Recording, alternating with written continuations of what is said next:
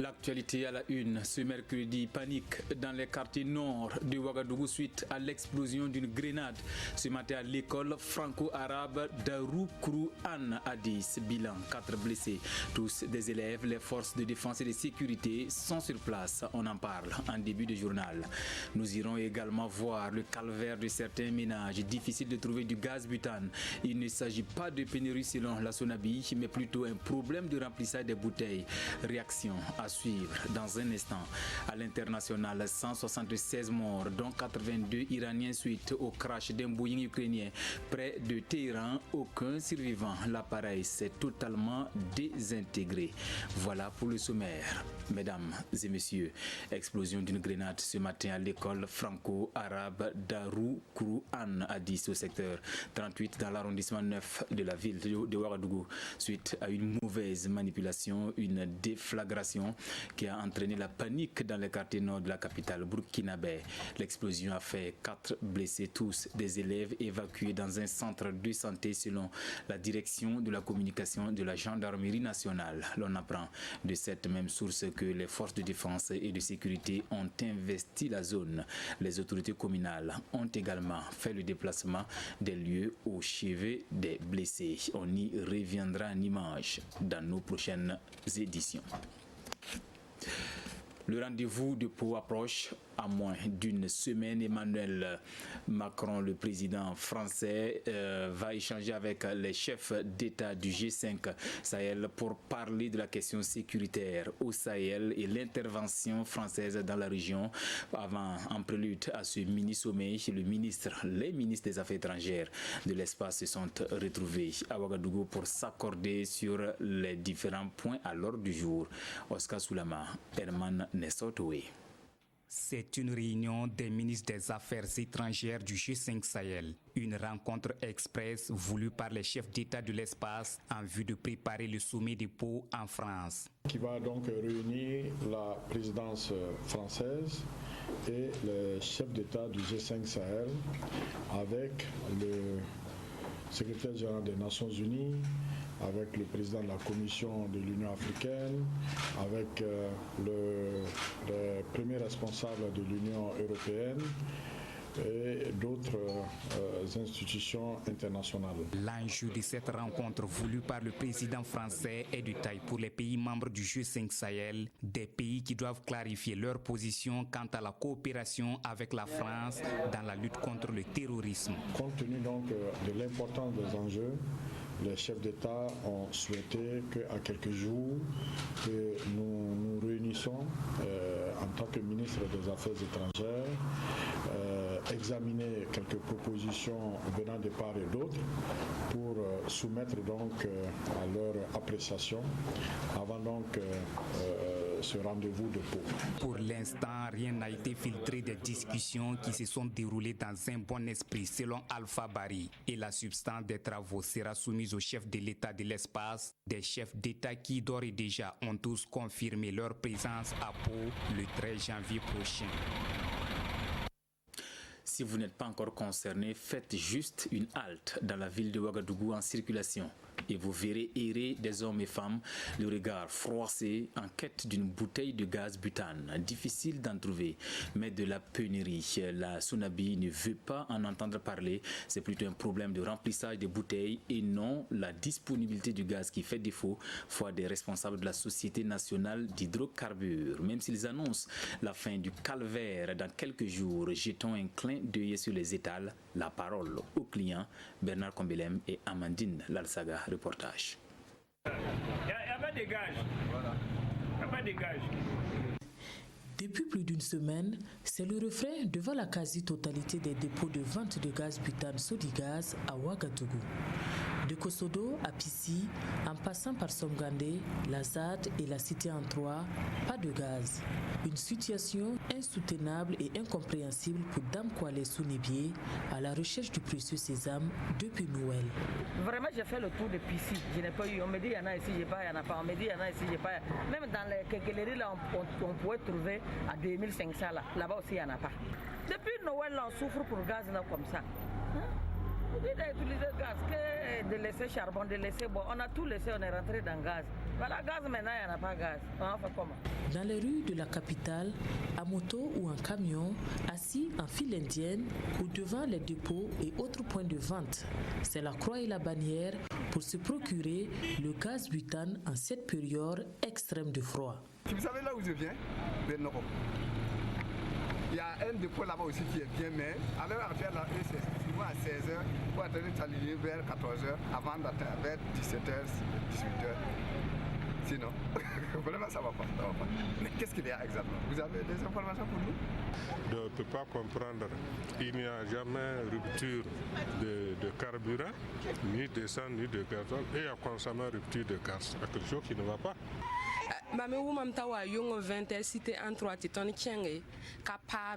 Je suis à la recherche du gaz depuis 6 heures du matin. J'ai fait au moins 5 quartiers avec mon vélo. On m'a dit que j'allais avoir ici à Somgandé du gaz. Donc j'attends toujours. Vraiment, c'est pas facile. Il faut qu'on nous aide. Comment en est-on arrivé là pour la société de distribution Sodigaz qui détient près de 65% de la part du marché burkinabé du gaz butane? C'est le fait que très souvent, le gaz n'arrive pas aux consommateurs finaux. Parce qu'il y a des gens qui profitent de la situation pour pouvoir récupérer le gaz et puis ne pas faire en sorte que ça arrive à ceux qui doivent l'utiliser. Nous avons des équipes sur le terrain, des équipes réseau qui travaillent là-dessus. Nous avons également ce tour que nous faisons pour s'assurer que vraiment, actuellement, ceux qui ont besoin du gaz, c'est à eux on va donner. L'autre aspect sur lequel il faut peut-être qu'on puisse informer, c'est que nous, en tant que Sodigaz, nous ne sommes que des distributeurs. Et nous prenons le gaz avec la Sonabi, qui est l'acteur principal en ce qui concerne le stockage. À la Société nationale burkinabé d'hydrocarbures Sonabi, les raisons sont diverses. Entre augmentation de la consommation en cette période de pic de froid et des fêtes de fin d'année, la surenchère des revendeurs indélicats, les responsables de la nationale d'hydrocarbures rassurent. Nous voudrions vraiment très sincèrement présenter nos excuses aux consommateurs pour les désagréments subis, en espérant et très fermement que ça sera la dernière fois que nous avons à présenter des excuses sur cette question des gaz. Et je voulais aussi rassurer les consommateurs qu'il n'y a aucun problème sur l'approvisionnement en gaz du pays. Le gaz est disponible. Les difficultés que nous rencontrons actuellement sont des difficultés de mise en bouteille du gaz. D'ici la fin de la semaine, nous devrons pouvoir résolver la pénurie. Pour résoudre durablement cette pénurie presque cyclique du gaz butane, la Sonabi envisage très bientôt l'agrandissement de ses installations de remplissage, avec en point de mire une nouvelle sphère de stockage de gaz au dépôt de Bingo, plus grand et beaucoup plus moderne. Autre point de l'actualité, les soldats du Trésor ont un nouveau chef, Eli Kalkumdo. Le successeur de Adama Sawadogo est aussi inspecteur divisionnaire des douanes. Il a été officiellement installé hier à la tête de l'administration douanière burkinabé. La passation de charge en image avec Salifou Belem et Estelle Judith Assagouba.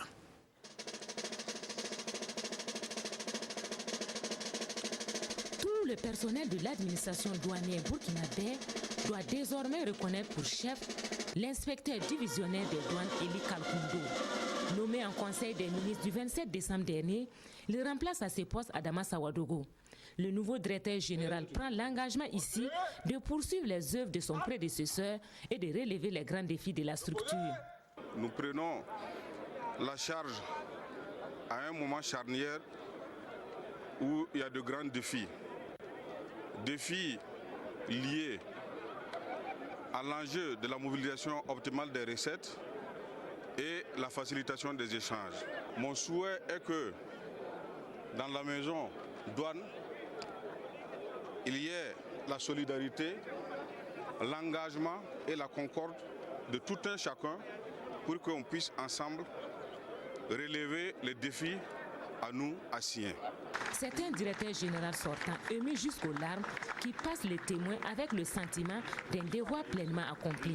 Je voudrais relever ce sens élevé du service public et vous exprimer toute ma fierté pour les résultats exceptionnels engrangés grâce à l'effort de tous et de chacun. Merci d'avoir partagé avec l'équipe dirigeante le pari extraordinaire de la modernisation des procédures, de l'adoption d'un plan stratégique pluriannuel comme outil de management stratégique et permettant d'avoir une vision prospective afin de faire de la douane du Burkina Faso à l'horizon 2021 une administration moderne, équitable. Après 33 ans de bons et loyaux services rendus à l'administration douanière burkinabé, le directeur général sortant Adama Sawadogo est appelé à faire valoir ses droits à la retraite. Une semaine entière consacrée au dialogue entre acteurs du secteur public et privé de santé.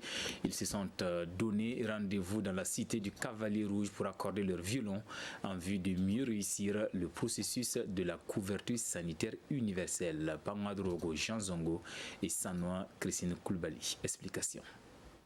Quelle collaboration entre les secteurs publics et privés de santé pour des soins de qualité et surtout accessibles à toutes les couches de la population. C'est le plat de résistance de cette semaine dite du dialogue secteur public-privé de santé. Nous avons tenu à redynamiser ce partenariat avec le secteur privé de santé pour reconnaître publiquement leur apport dans la chaîne de production de soins aux populations, de soins de santé aux populations, et reconnaître publiquement ce qu'ils ont fait pour le secteur de la santé, pour que le secteur de la santé puisse tenir debout, malgré tous les mouvements sociaux qui ont secoué le secteur de la santé et dont vous vous souvenez très bien. Sans le secteur privé, il nous sera difficile d'aller vers l'assurance maladie universelle. Reconnaissance, oui, mais un soutien permettra au secteur privé de santé de mieux accompagner la politique de l'accès universel aux soins de santé au Burkina. L'accompagnement, justement, c'est au niveau, par exemple, de la fiscalité. Si les choses demeurent telles qu'elles sont, mieux vaut aller vendre des arachides ou bien s'investir dans l'agriculture que dans la santé. Et nous attendons que dorénavant, on ne nous place plus dans le secteur dit des activités à but lucratif, mais c'est surtout, nous voulons qu'on reconnaisse que nous sommes là pour aider les patients. La dynamisation et le cadrage du partenariat public-privé de santé est salué et accompagné par la Banque mondiale au Burkina. Notre objectif est d'aider l'ensemble du secteur de la santé à travailler ensemble, comme vous l'avez si bien entendu par les personnes autorisées, à atteindre une meilleure offre de soins qui soit accessible à tous, indépendamment de leurs moyens, et qui leur garantisse une qualité aussi, pour qu'un consultant y ressorte en meilleur état que ce qu'ils sont rentrés, ou au moins qu'ils consolident l'état qu'ils ont. Les participants à la rencontre de Koudougou se donnent 5 jours pour aplanir les obstacles à la pleine participation du secteur privé dans le système de santé au Burkina. Cap sur le Boulgour, Béguédou en liesse, une joie que lui procure la diaspora, précisément ses ressortissants vivant en Italie, réunis en association dénommée Arbi. Ils ont à cœur le développement de la commune, éducation et santé, mais aussi sport et culture. La dernière réalisation en date, un musée de la diaspora. C'est un complexe culturel et sportif inauguré le week-end dernier. Tanga Robert Kafando. Voici ce qui a poussé des terres après la première pierre en 2014. Un complexe culturel et sportif réalisé par l'Arbi, l'association des ressortissants de Béguédou en Italie. Construit sur un site de 8000 m², le joyau comprend une salle polyvalente de 600 places, une salle de réunion de 60 places, un plateau omnisport, un château d'eau et un cafétéria. Le tout à un montant de 160 millions de francs CFA. Nous avons compris, nous avons pris conscience que seul l'État ne peut pas tout faire.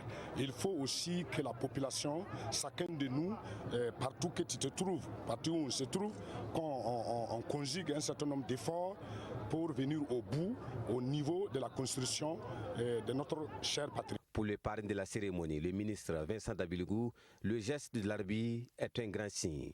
Le signe que pour son développement, la nation burkinabé a besoin de tous. Parce que quand on regarde depuis donc quelques années ce qu'ils ont fait au niveau des infrastructures de santé, mais avoir aujourd'hui ce centre polyvalent culturel et de sport, on est obligé de dire que là c'est la vraie voie qu'ils ont montrée à l'ensemble de diaspora.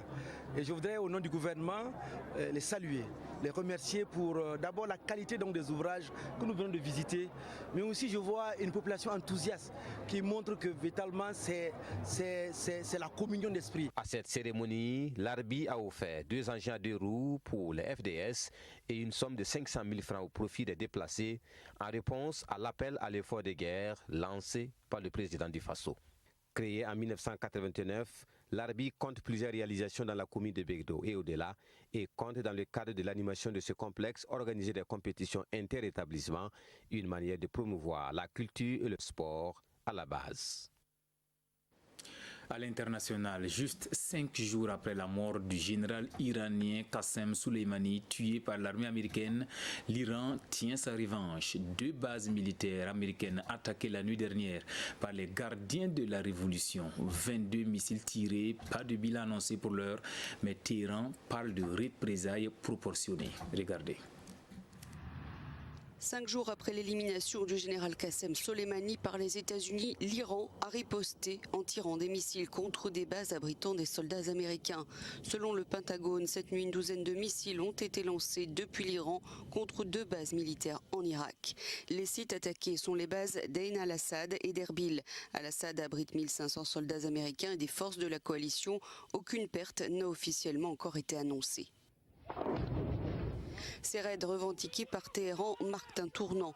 C'est la première fois depuis des années qu'Américains et Iraniens s'affrontent directement. De quoi redouter une escalade régionale ou un conflit ouvert, même si dirigeants américains et iraniens ont rapidement semblé vouloir calmer le jeu. Dans un tweet, Mohammad Javad Zarif, chef de la diplomatie iranienne, a affirmé que son pays avait mené et terminé dans la nuit des représailles proportionnées. Nous ne cherchons pas l'escalade ou la guerre, a-t-il insisté. Le président américain Donald Trump a lui défendu une nouvelle fois l'attaque perpétrée contre le général Soleimani vendredi dernier à Bagdad, expliquant que les États-Unis avaient sauvé beaucoup de vies en tuant Qassem Soleimani. Et sur Twitter, Trump a annoncé qu'il ferait une déclaration ce jour et expliqué que l'évaluation des dégâts et des victimes était en cours, commençant par un tout va bien. On reste en Iran, journée particulièrement meurtrière dans le ciel.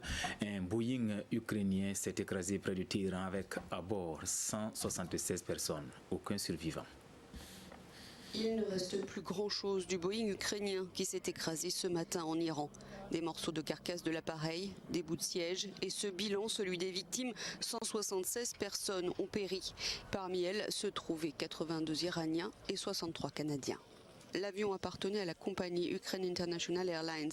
Il venait de décoller de l'aéroport international de Téhéran en direction de Kiev. Il s'est écrasé sur le territoire de la ville de Shahriar, à l'ouest de la capitale iranienne. Il était environ 6 heures du matin quand on a entendu une explosion. J'allais travailler, mais j'ai fait demi-tour. Je suis arrivé à 6h10. Et j'ai tout de suite vu que l'avion et les corps des passagers avaient été réduits en pièces. Mais le pilote a réussi une chose. Il s'est écrasé sur un terrain de foot au lieu d'une zone résidentielle. Il a pu s'écraser dans ce champ, près du canal d'eau. Ce crash meurtrier a eu lieu quelques heures après les frappes de l'Iran sur les bases américaines en Irak.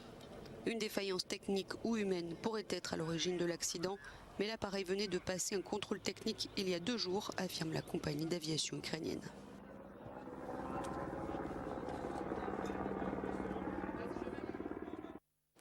Je reprends pour vous cette information relative à l'explosion d'une grenade dans une école franco-arabe à la périphérie nord de la ville de Ouagadougou, entraînant la panique des populations. Le bilan fait état de 4 blessés, tous des élèves évacués dans un centre de santé. Les autorités communales ont aussi fait le déplacement des lieux, une zone actuellement quadrillée par les forces de défense et de sécurité. La une des quotidiens de ce mercredi, bien fournie à lire dans les journaux, le sacre du footballeur sénégalais Sadio Mané, meilleur joueur africain en 2019, la passation de charge à la direction générale des douanes, la pénurie de gaz butane dans les ménages ou encore l'affaire de recrutement frauduleux à la CNSS. Revue de presse signée Vincent Kendrebeogo. Procès du recrutement frauduleux à la CNSS, les copies des candidats commencent à parler, écrit Le Pays. Principale mise en cause, Norbert Zeba, DRH de la CNSS au moment des faits et qui a piloté le processus de recrutement.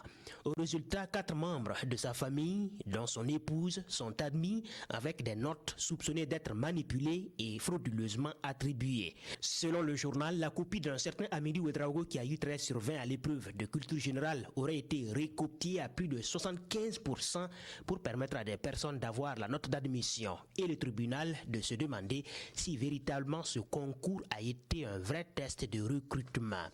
L'ex-DRH nie les faits, comme c'est écrit à la une de l'Observateur Palga. Il n'était même pas au courant de la participation de son épouse au concours, selon ses dires, que nous rapporte l'Obs. Partie civile et défense sont renvoyés dos à dos et l'audience doit reprendre le 4 février prochain au tribunal de grande instance de Ouagadougou. Une nouvelle tête à la direction générale des douanes, Eli Kalkoumdo, pour poursuivre la mobilisation des recettes, titre Siroya à sa une. La passation de charges a eu lieu hier en présence du ministre de l'économie, des finances et du développement. Eli Kalkoumdo, officiellement patron des Gabelou, ajoute aujourd'hui au Faso. Il succède à Adama Sawadogo, qui est admis à la retraite, lequel n'a pas pu finir son discours d'adieu, pris d'émotion et en larmes de joie pour devoir accompli. Dur de trouver du gaz butane à Ouagadougou. Les Ouagavillois bravent le froid pour être au chaud, écrit l'Observateur Palga. Presque à tous les points de vente, la même réponse: il n'y a pas gaz. Et quand on a la chance d'en trouver, il faut faire face à la spéculation. Les prix sont majorés, à prendre ou à laisser. Cette pénurie a coïncidé avec les fêtes de fin d'année, occasionnant ainsi des difficultés pour les ménages. Sadio Mané, joueur africain de l'année. Le valet d'outre-mer est sacré roi d'Afrique, commente aujourd'hui au Faso. Le sacre du capitaine des Lions de la Teranga est prévu pour être célébré en présence du président Macky Sall au musée des civilisations noires. Le footballeur sénégalais doit donc se contenter du menu fretin de sa savane continentale alors qu'il méritait l'or de la planète foot, conclut aujourd'hui au Faso. Ainsi s'achève cette session d'information de la mi-journée. Merci de l'avoir suivi.